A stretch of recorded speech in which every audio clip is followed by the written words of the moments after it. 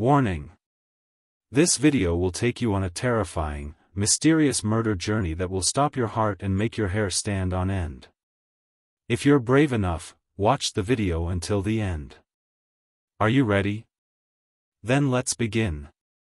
It was a cold, damp November night. Fog hung over the narrow streets of Whitechapel like an invisible presence that had been waiting there for centuries, bringing the ghosts of the past into the present. Street lamps cast a hazy yellow light, creating eerie reflections on the rain-soaked cobblestones. It was 20 past midnight when, in an unnamed alley just behind Commercial Road, the door to room 307 on the third floor of the Victoria Hotel was broken down by a security guard. When the door opened, the smell coming from inside was so strong that security guard Derek Whitmore had to immediately step back. Despite his 35 years of experience, he felt nauseous at that moment. When he scanned the room with his flashlight, the scene he saw froze him in his tracks. On the bed, between the sheets, lay the body of a woman. But this was no ordinary death. It was a planned, methodical, almost ritualistic execution. The woman's mouth was covered with a wide strip of duct tape. The lines formed by her immobile lips bore silent witness to her final scream. Her eyes were half open and staring at the ceiling, as if in her last breath she had been searching for salvation from above. The bruises on her neck told of how long the strangulation had lasted, how painful it had been. Her skin was mottled, bruises in shades of purple, green, and yellow covered almost every square centimeter of her body. Someone had systematically dismembered her before killing her. The most disturbing detail was her right hand. It was handcuffed to the bed's metal frame. The metal part of the handcuffs was positioned around the deep wounds on her wrists. The woman had struggled so hard to free herself in her final moments that the handcuffs had scraped the skin off her wrist, even injuring the muscles underneath. The bed sheets were soaked with blood and bodily fluids, dried in dark patches. Derek Whitmore trembled as he took out his phone and dialed 999. His voice was choppy. "Police, call the police. Victoria Hotel, Whitechapel. Third floor, room 307. There's a woman's body. God, this is awful." 30 minutes later, Chief Inspector Edward Harrison and his assistant, Inspector Oliver Price, from the London Metropolitan Police's Serious Crimes Unit at Scotland Yard, arrived at the scene. Harrison was a man in his mid-50s, with grey hair and a stern face. He had been with the police force for 30 years and had seen London's darkest streets and worst crime scenes. But tonight, even he paused for a moment when he entered. Oliver Price was in his early 30s and still climbing the career ladder. He was a young, energetic, detail-obsessed inspector. Working alongside the forensic teams at the scene, he was constantly scribbling notes in his notebook. The room was like a scene from a nightmare. There were traces of blood splatters on the walls, as if the woman had struggled helplessly during the attack, her wounds scattered in all directions. The forensic team was led by Dr. Margaret Foster. Foster was in her late 40s, with short brown hair, a serious and cool-headed woman. She bent over the body and examined the woman's neck, face, and arms with her gloves. Since the body wasn't moving, she was measuring the degree of rigor mortis, trying to estimate the time since death.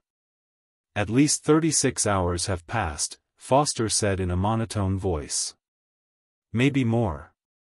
Rigor mortis has fully set in but has begun to subside. The room temperature is low, which has slowed the process." Harrison walked around the room, committing every detail to memory. Next to the bed, on the floor, was a handbag. Inside were a few condoms, a lipstick, a small notebook, and £150 in cash. There was nothing to identify the woman. No wallet, no driver's license, no bank card, nothing. It was as if someone had taken everything, specifically to conceal her identity. "Professional?" Price asked, turning to Harrison. "Prostitute, yes," Harrison said, nodding. "But such an organized killing. This isn't the first. The handcuffs, the tape, the systematic beating. Someone has done this before." In the bathroom, a towel lay next to the sink. There were bloodstains on the towel. As Foster placed the towel in an evidence bag, he said, "The killer washed his hands after the murder. But he was in a hurry. There are still traces." According to hotel records, the room had been booked the previous night at 11 p.m. The person who made the reservation paid cash and gave a false name, John Smith. The receptionist didn't remember the woman but remembered the man. He was middle-aged, bald, wearing a gray jacket, and looked ordinary. When the security camera footage was reviewed, it was clear that the man had walked with his head down, his face obscured. He had deliberately moved to avoid the camera. When Harrison and Price left the room, the cold night air filled their lungs. The waiting journalists and curious crowd were silently waiting behind the police tape. Harrison turned to the ambulance without looking at them. The woman's body would be taken to the forensic laboratory. Foster would perform the autopsy and determine the exact cause of death. The next morning, at 8 a.m., the entire team gathered in Scotland Yard's crime scene investigation room. The woman's photos were pinned to the whiteboard. The room where the body was found, the bed, the handcuffs, the tape, everything. Harrison addressed his team. "No ID. No fingerprints in the database. DNA tests aren't back yet. But our team talking to women working on the street gave us a few names. The most likely name, Scarlett. Her real name is probably different, but that's what she's known as on the street." Price opened his notebook and added. "One of the women working in Whitechapel said Scarlett went to meet a bald man a week ago. The man was driving an expensive car. A gray BMW. Harrison nodded. "Find the BMW. Scan the camera footage. Check all the cameras in the Whitechapel, Shoreditch, Tower Hamlets area." The team dispersed. Each inspector headed to their own area of responsibility. Camera footage was reviewed, witnesses were questioned, hotel staff were interviewed again and again. Days passed, but no concrete leads were found. The man seemed to have vanished from the face of the earth. However, on the evening of the fourth day, everything changed. In the Limehouse Docklands area, along the Regent's Canal, a morning jogger found a body among the reeds. The woman had been strangled again. Her mouth was taped shut. Her body was covered in bruises. And her right hand was handcuffed to a nearby metal railing. When Price approached the body, he felt nauseous. This wasn't the second murder. This was the beginning. Someone was hunting London streetwalkers. And that person had only just begun. When Foster performed the autopsy on the second body, a terrifying truth emerged. The same DNA sample was found on both women's bodies. Semen traces, hair strands, skin cells. All belonged to the same man. The killer hadn't covered his tracks. Maybe he didn't want to. Maybe he was so confident he wouldn't be caught that he didn't bother cleaning up. When Harrison got the lab report, his face went stiff. The DNA didn't match anything in the national database. This meant the killer had no prior criminal record. Or he was very good at hiding it. "Who is this guy?" asked Price, looking at the files on the table. "I don't know," said Harrison. "But we have to find him. Because if we don't, next time a third woman will die." Late at night, Harrison sat alone in his office. He was looking at the photos of the victims hanging on the wall. Scarlett and the second woman, Rose. That was her street name. Both were prostitutes. Both worked in the Whitechapel district. Both had encountered the same man. Harrison was shuffling through the files when he saw a note. One of Rose's friends had described the man's physical characteristics. Middle-aged, bald, glasses, dressed formally. Probably had a good job. Drove an expensive car. Was polite. But then everything changed. This description matched thousands of London men. Harrison buried his face in his hands and took a deep breath. This case was one of the most difficult of his career. Because the killer was invisible. He disappeared into the crowd. And next time, it was unclear where or when he would strike. But Harrison knew that man would strike again. Because killers like that never stopped. For them, killing was a need. It was an addiction. And that man was searching for a new victim in the dark streets of London. Somewhere in the depths of the night, that man couldn't sleep either.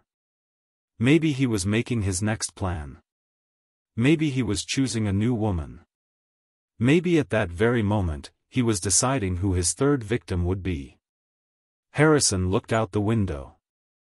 The lights of London glowed in the darkness. But he knew that somewhere among those lights, a monster was lurking. So who do you think the killer could be? A doctor, a businessman, or just an ordinary person? Don't forget to write your guesses in the comments. The story is about to get even darker.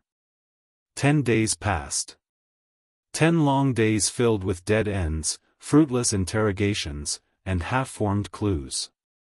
Harrison's team patrolled London's darkest corners, every area where street women worked. King's Cross, Shoreditch, Hackney, Bethnal Green. The same story was repeating itself everywhere. The women were scared. The streets were empty. Customers had dwindled. Everyone wondered who the next victim would be. Scotland Yard's press office was providing limited information to the media. They said 2 women had been murdered, a serial killer was being sought, and the public needed to be vigilant. But the truth was much more complex. The truth was hidden in the lab reports, the autopsy tables, behind the unidentified bodies. While performing the autopsy on the third body, Foster noticed a detail he hadn't seen before. On Rose's right arm, there was a small needle mark that looked like something had been injected into it. Foster sent tissue samples for toxicology testing. When the results came back 2 days later, they were astonishing. Ketamine, Foster said, showing Harrison the report. A high dose. It sedated her before killing her. Probably to reduce her resistance. Harrison took the report and read it carefully. Ketamine was an anesthetic used by veterinarians and some medical professionals. But it was also available on the black market. Still, this was an important clue about the killer's profile. The man had medical knowledge. Or at least, he had access to such drugs. A veterinarian? Asked Price, reading the report. Maybe, said Harrison. Or a doctor, nurse, pharmacist. Hospital worker. Anything was possible. The team shifted focus. Every veterinary clinic, hospital, pharmacy, and medical supply company in London was questioned. Ketamine orders, ledgers, and employee lists were examined. There were thousands of names. But none matched the killer's profile exactly. In the first week of December, the third murder took place. This time, the victim was found near a park in Bethnal Green. She was known on the street as Lily. She was 26 years old. She was a slim, blonde woman with blue eyes. Her body was found behind the park hut, among the trees, early in the morning by a park keeper. The same clues were present as in the previous murders. Her mouth was taped shut, she had been strangled, her body was covered in bruises, and her right hand was handcuffed to a tree branch. When Foster performed the autopsy, he found ketamine again. And the same DNA sample came up again. Harrison was now certain. This was a serial killer. He had killed 3 women, and if stopped, he would kill more. But the worst part was that there was still no concrete clue as to the killer's identity. The DNA did not match anything in the database. The camera footage did not show the man's face. Witness statements were contradictory and unclear. Price, while walking around the park shelter at the scene, noticed a small detail. On the ground, right next to the shelter, was a half-drunk coffee cup. The cup was from Starbucks. Price carefully placed the cup in an evidence bag and sent it to the lab. 2 days later, the results came back. There was a fingerprint on the cup. And that fingerprint matched the DNA sample. The killer had drunk coffee from the cup, then killed Lily in the park. But why had he left the cup behind? Had he forgotten? Or did he not care? As Harrison read the report, he sensed something had changed. The killer was making a mistake. Maybe he was overconfident. Maybe he was so sure he wouldn't get caught that he no longer felt the need to clean up. This was an opportunity for the team. Pause and think. Whose fingerprint could be on the coffee cup? If you were in their shoes, could you solve the killer's identity with this clue? Don't forget to like the video and share your guesses in the comments. The fingerprint was scanned in the national database. The result was shocking. The fingerprint matched one person, Dr. William Harrington. 49 years old, married, father of 2, an anesthesiologist working at London's prestigious Royal London Hospital. When Harrison got his hands on the file, his breath caught. Harrington was a well-known doctor. He had a good family. He was respected in the community. He had no criminal record. But now, his fingerprint had been found at the scene of the 3rd murder. "Let's get an arrest warrant," Price said excitedly. "No," Harrison said, shaking his head. "Not yet. The fingerprint shows he was there, but it doesn't prove he committed the murder. The lawyers will tear that apart. We need more information about him." The team began secretly monitoring Harrington. They examined his home, his workplace, his social circle, everything. Harrington led a regular life. He left home at 7 a.m. every morning and went to the hospital. He returned home at 6 p.m. and spent time with his family. On weekends, he took his children to the park and behaved like a normal father. But at midnight, everything changed. Harrington would sometimes sneak out of the house, get in his car, and drive to the Whitechapel area. There, he would roam the areas where prostitutes worked, sometimes picking one up in his car and taking her to a hotel. Then, a few hours later, he would return alone. As Harrison read the surveillance reports, his anger grew. This man saved lives at the hospital during the day. But at night, he killed women. His double life was a perfect cover. No one suspected him. One night, while following Harrington, Price saw the man go to Whitechapel again. This time, he picked up a young woman in his car. She was wearing a black jacket and a short skirt. Harrington drove with her to another hotel on Commercial Road. It was a different place from the Victoria Hotel, but similarly cheap and anonymous. Price waited outside the hotel. 3 hours passed. Then Harrington came out alone. He got into his car and drove away.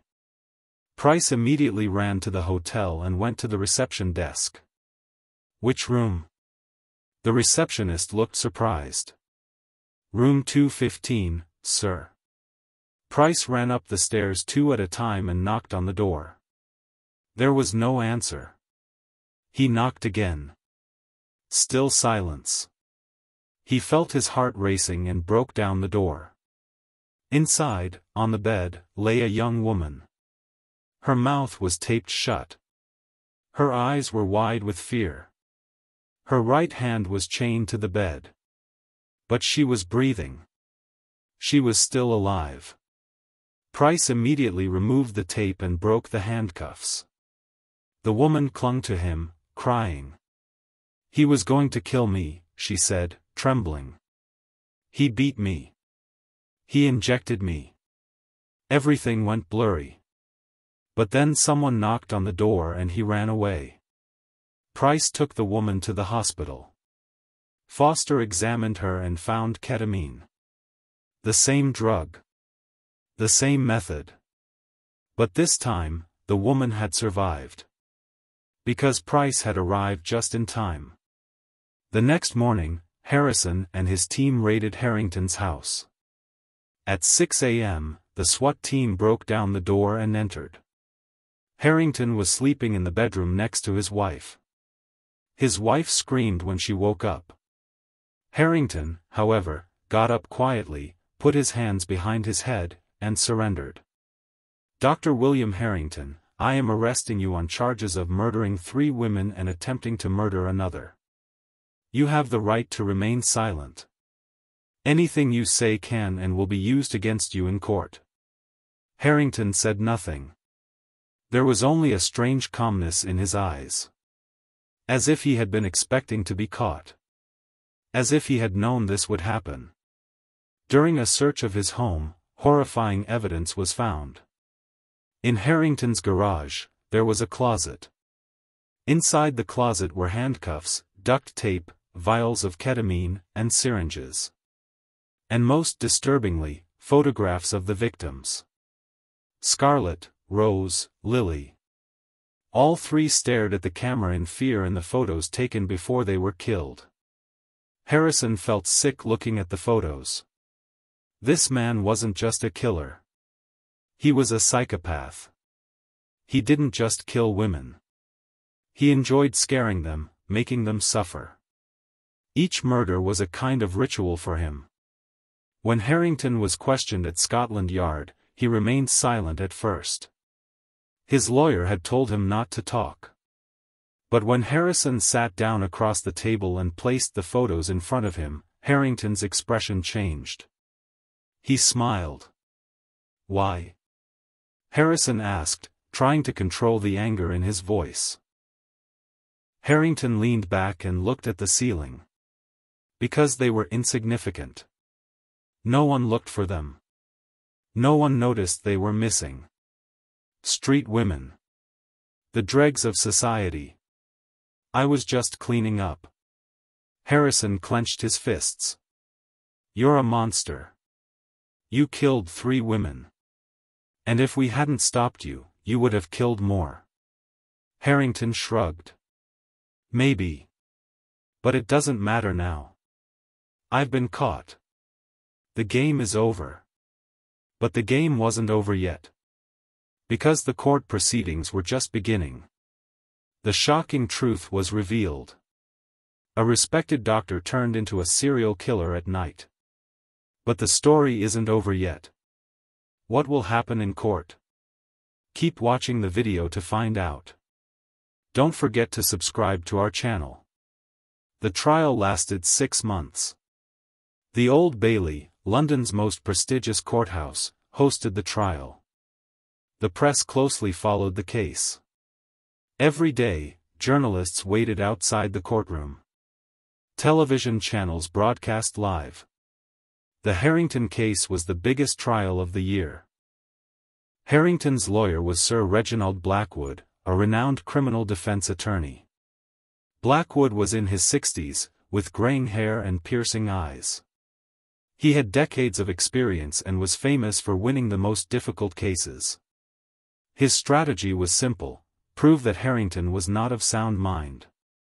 If the jury believed that Harrington had committed the murders due to mental illness, he would be sent to a mental hospital instead of prison.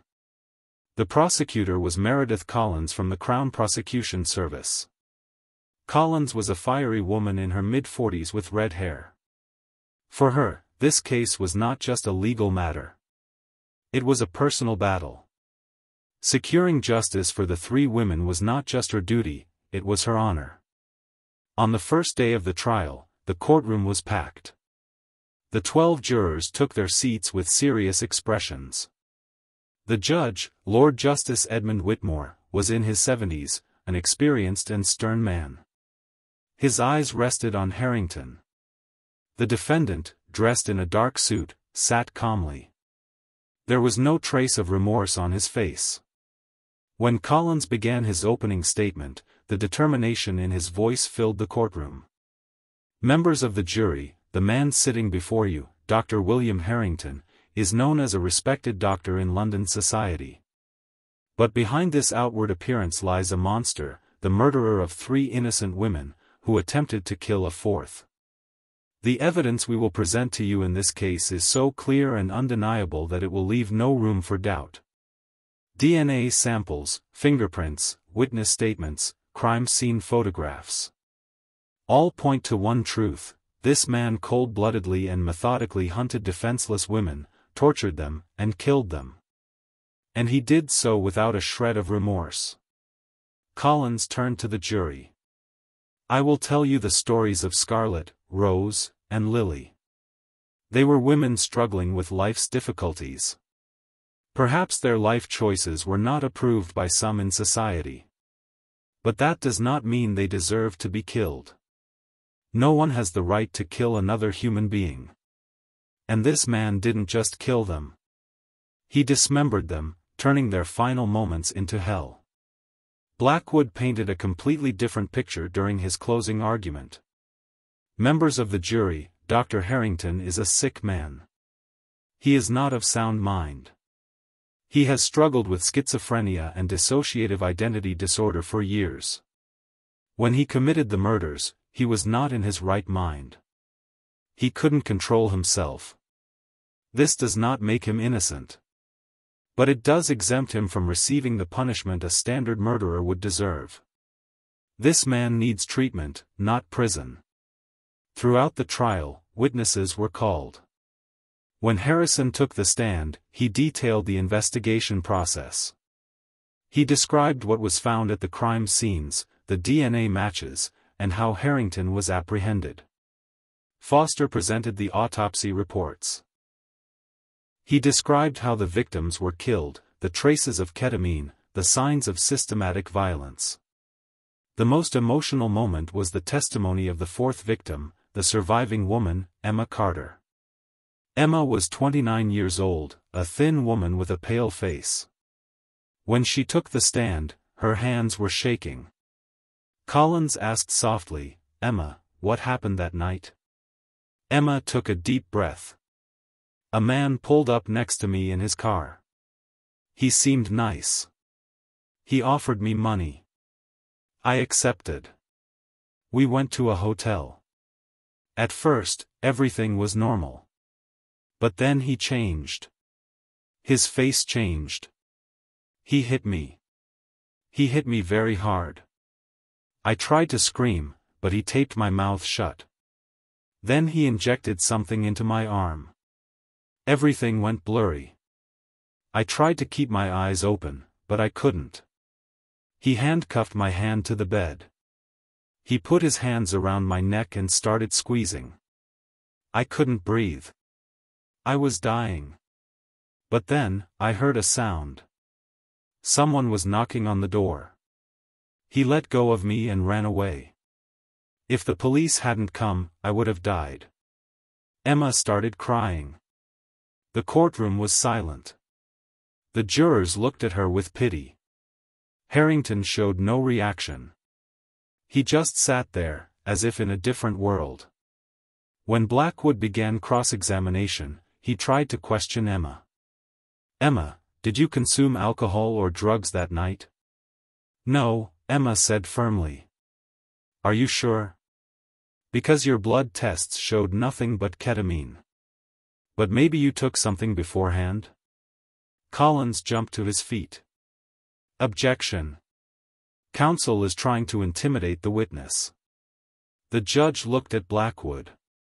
"Objection sustained.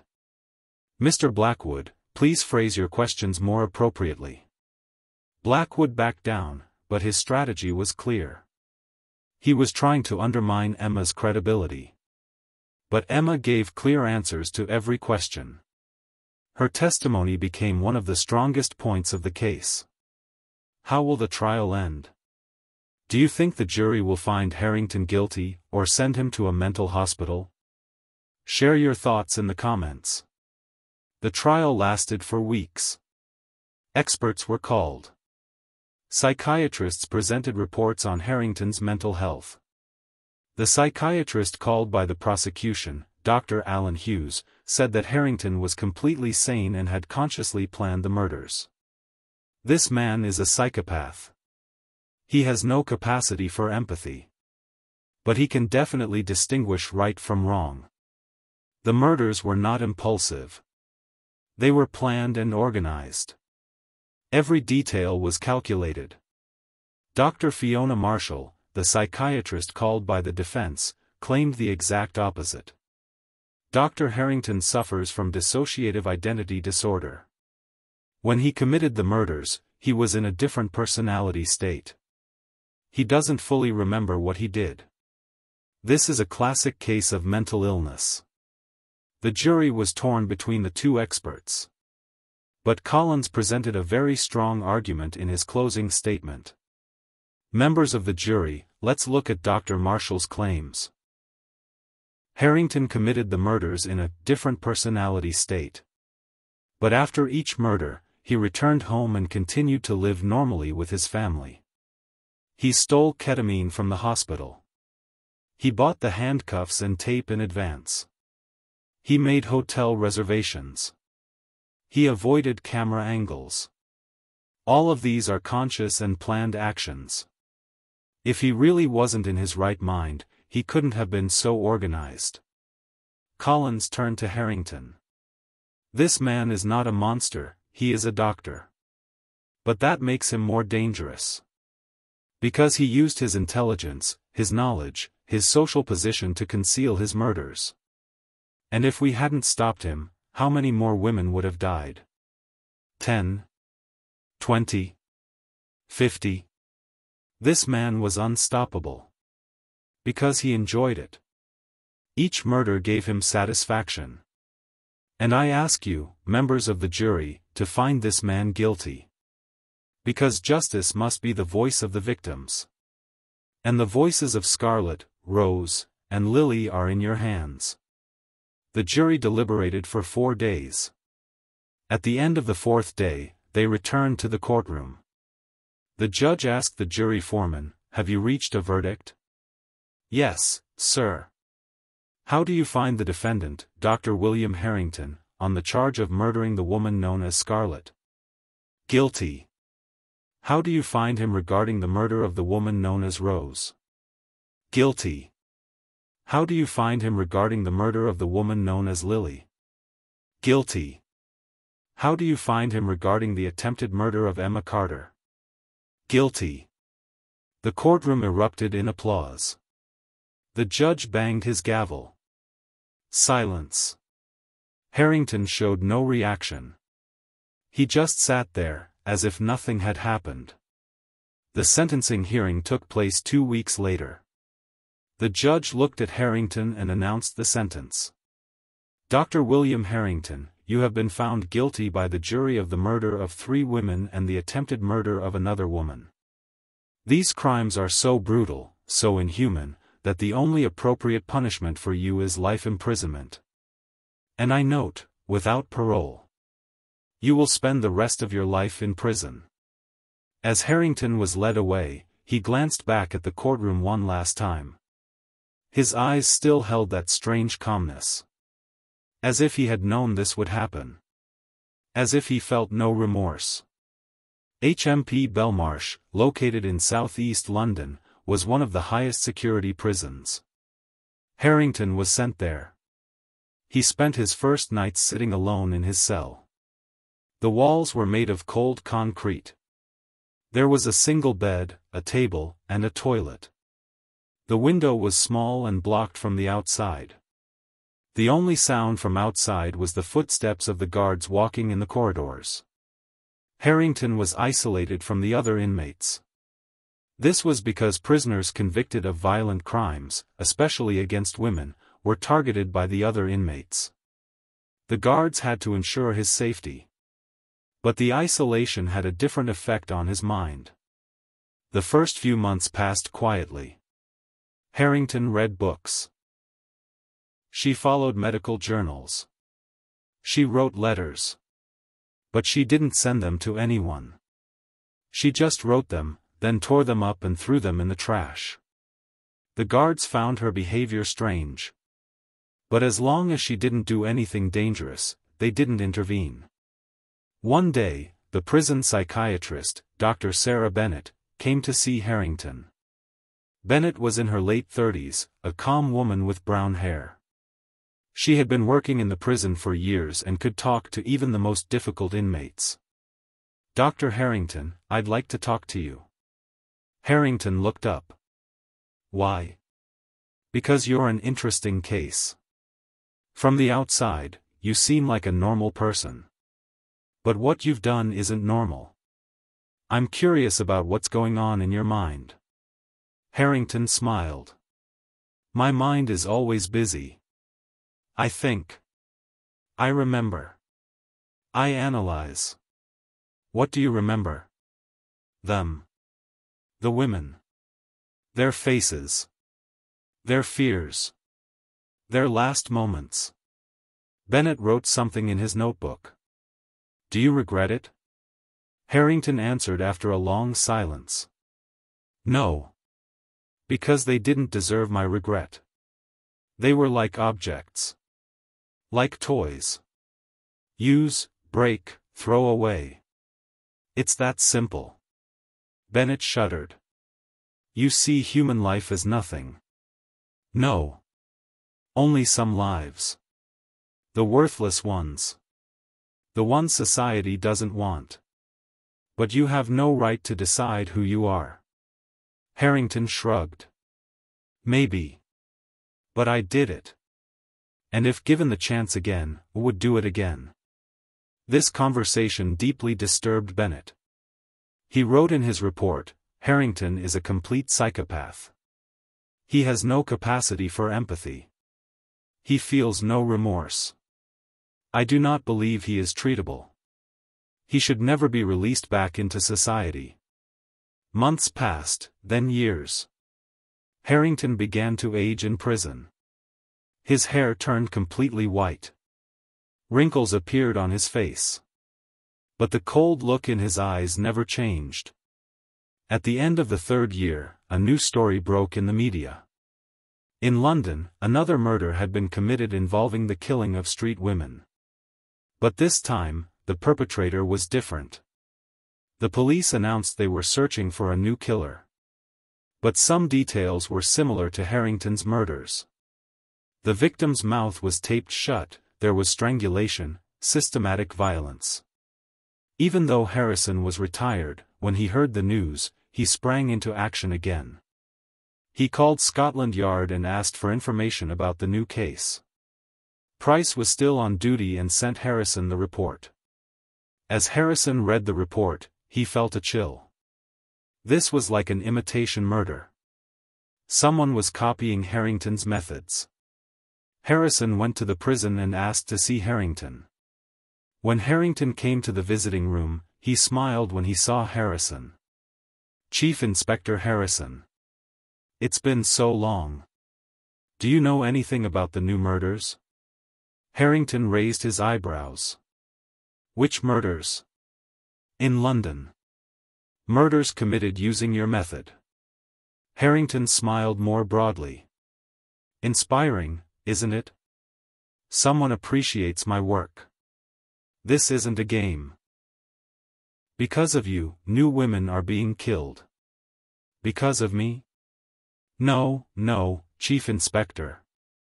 That's his choice. I just set an example. He decided to follow." Harrison slammed his fist on the table in anger. "Who is he? Do you know him?" "No. But I wish I did. Maybe we could have done greater things together."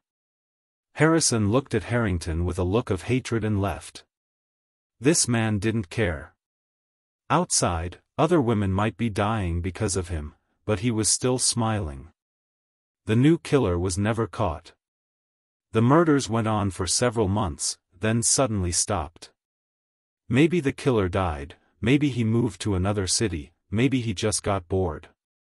But Harrington's legacy lived on in the dark streets of London. Harrington is in prison, but his influence continues. Will a new copycat killer emerge? Keep watching the video to find out. Don't forget to share the video with your friends. 7 years passed. Harrington was still in prison.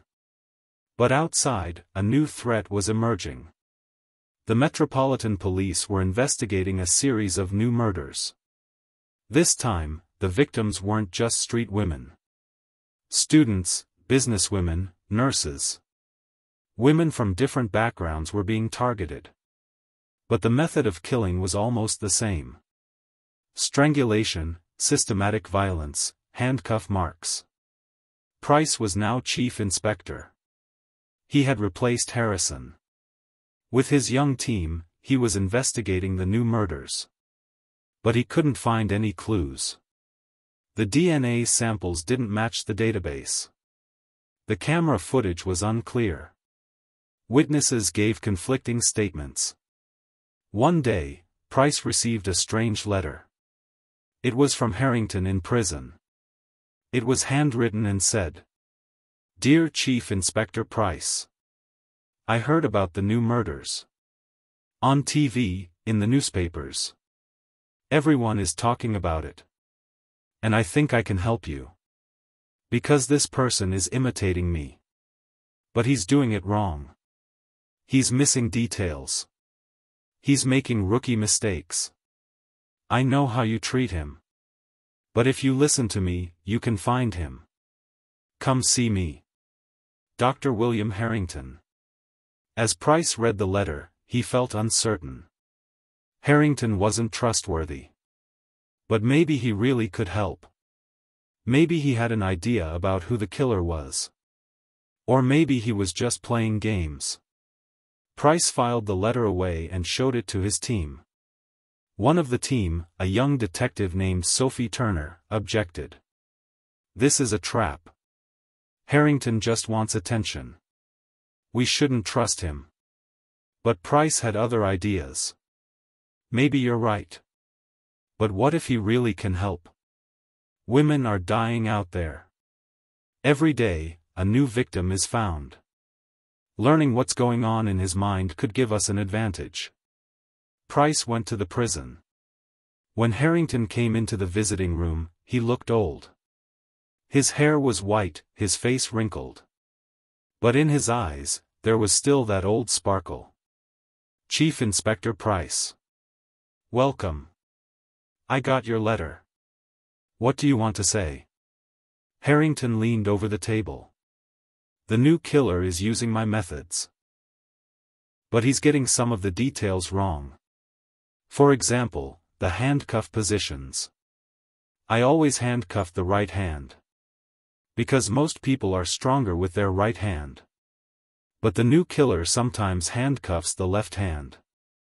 That means he uses his left hand. He's left-handed." Price took notes. "Go on. The way he tapes her up is wrong too. I would wrap the tape twice. Because once isn't enough, the woman could still scream. But the new killer only wraps it once. That means he's in a hurry.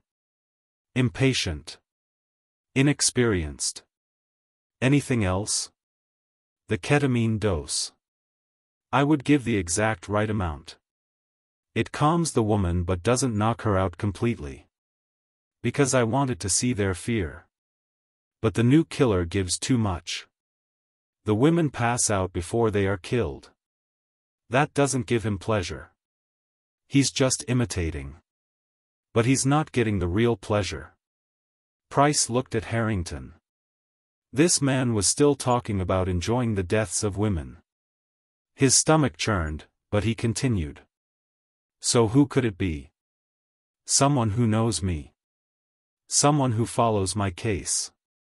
Maybe a fan. Maybe someone who wants to be like me. But I don't know who it is.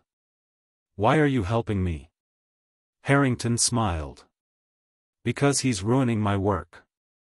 I was creating art. He's just copying. And copying badly.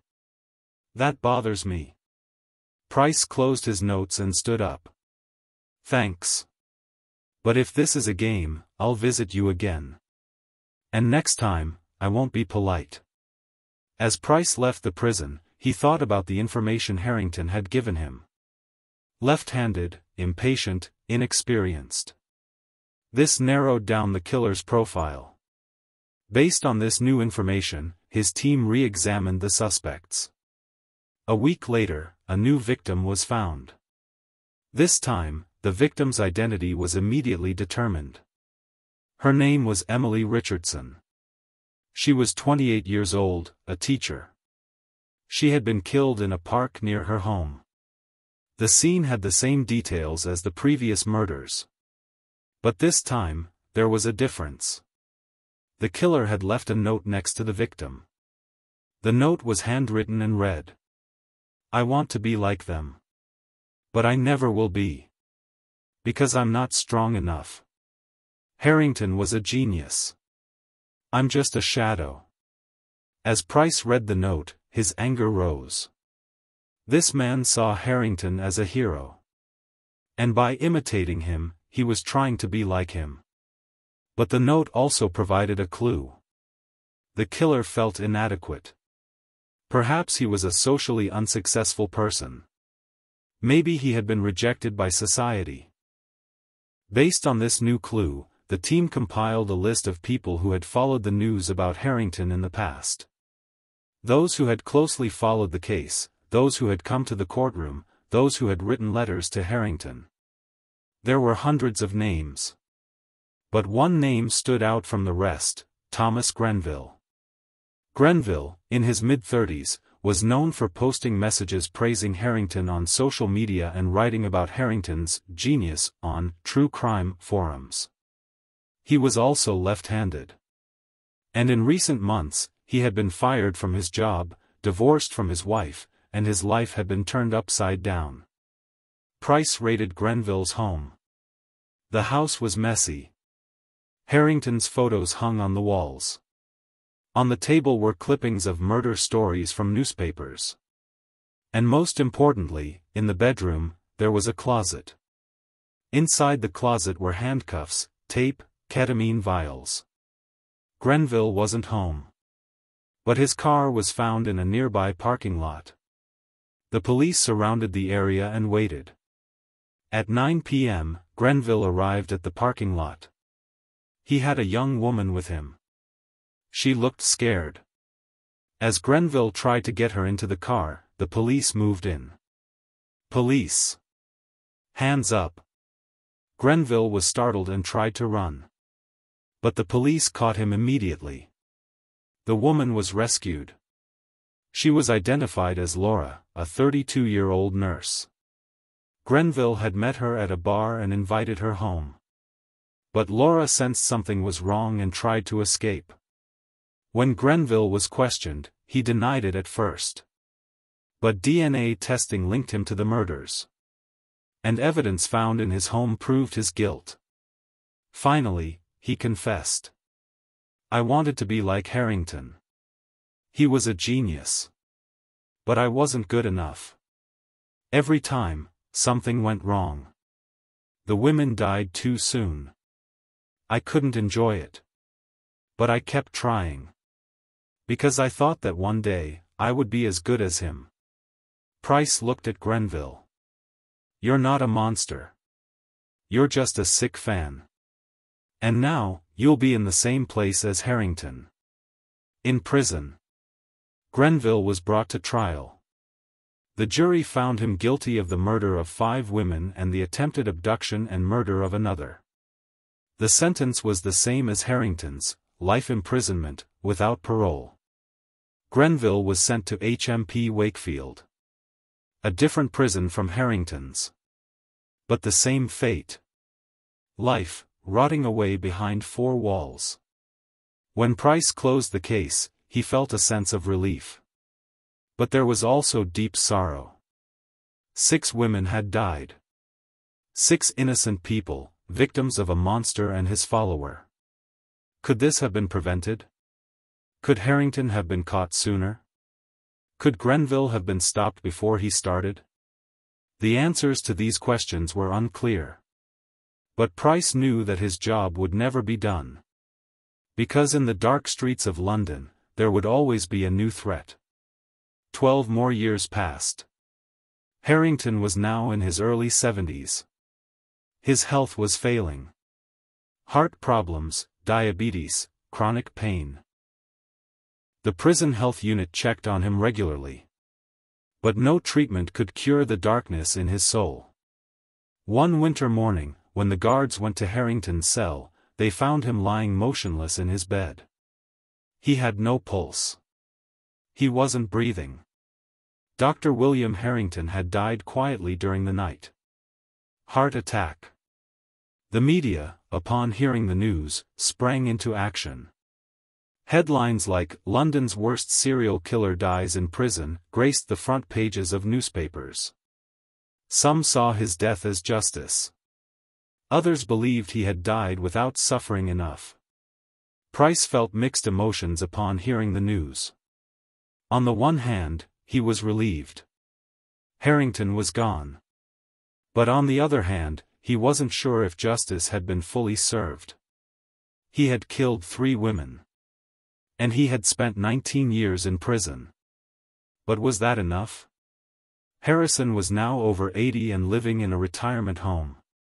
When he heard the news, he stared out the window for a long time. He remembered that night years ago, in that room, when he had found Scarlett's body. The awful smell, the terrifying sight, the deep silence. It was all vivid in his memory. "It's finally over," he muttered to himself. But inside, he wasn't sure if it really was over. Harrington's funeral was a small ceremony with no one in attendance. His family had distanced themselves from him. His wife had divorced him years ago, his children had changed their last name. He had no one. Only a few guards and officials stood at his grave. Only his name and dates of birth and death were inscribed on the gravestone. Nothing else. No prayer, no praise, no regret. Just a name and 2 dates. As if he had never lived.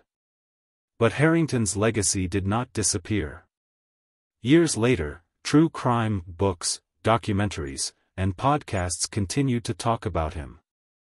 Some portrayed him as a monster. Some examined him as a psychological case. Others romanticized him, praising his intelligence. This last group was the most dangerous. Because they saw Harrington as a hero. And who knows, maybe among them was a new Grenville. A new follower, a new potential killer. Before retiring, Price gave one last interview.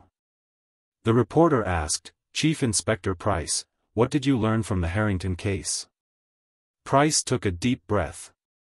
"I learned this: the monster always hides in the crowd. They can be well-dressed, educated, respectable people. But inside, they may carry something dark. And our job is to find them, stop them, and ensure justice. But most importantly, we must remember the victims. Scarlett, Rose, Lily, Emily, and the others. They weren't just statistics. They were real people. They had families, dreams, stories. And we must make their voices heard." The reporter asked one more question. "So, do you think London is safe?" Price replied after a long silence. "London will never be completely safe. Because evil never completely disappears. In every corner, on every street, there could be a new threat. But if we, the police, the press, the citizens, work together, we can minimize it. We must be vigilant. We must look out for each other. And we must never, ever forget that every human life is precious. The interview caused a huge stir when it was published. People were moved by Price's words. Some started volunteering to help street women. Some made donations to support the police. Others simply began to be more vigilant, reporting suspicious behavior around them. But still, the darkness did not completely disappear. Even years later, some streets in London remained dangerous. Walking in deserted areas at midnight was still risky. And who knows, perhaps somewhere, a new Harrington, a new Grenville, was waiting for their victim. Foster was now retired, but he was still occasionally invited to speak at conferences. One day, while lecturing medical students about the Harrington case, a student asked, "Professor Foster, do you think Harrington was truly remorseful?" Foster closed his eyes and remembered those days. Scarlett's body on the autopsy table. Rose's crushed body. Lily's broken fingers. He remembered them all. "No," he said finally. Harrington was never sorry. Because, to him, what he did wasn't wrong. He saw himself as a god. He decided who would live and who would die. And people like that never change. Because their brains work differently. They feel no empathy. They feel no remorse. They live only for their own pleasure. The student asked another question. "So how do we recognize people like that?" Foster smiled. But it was a painful smile. "You can't. That's the scariest part. They look normal. They drink coffee with you. They laugh with you. They talk with you. But inside, they carry something else. And you only learn the truth when it's too late." When the class ended, the students dispersed. But some stayed behind to thank Foster. One said, "Professor, your job must be very difficult. Facing death every day." Foster nodded. "Yes, it's difficult. But someone has to do it.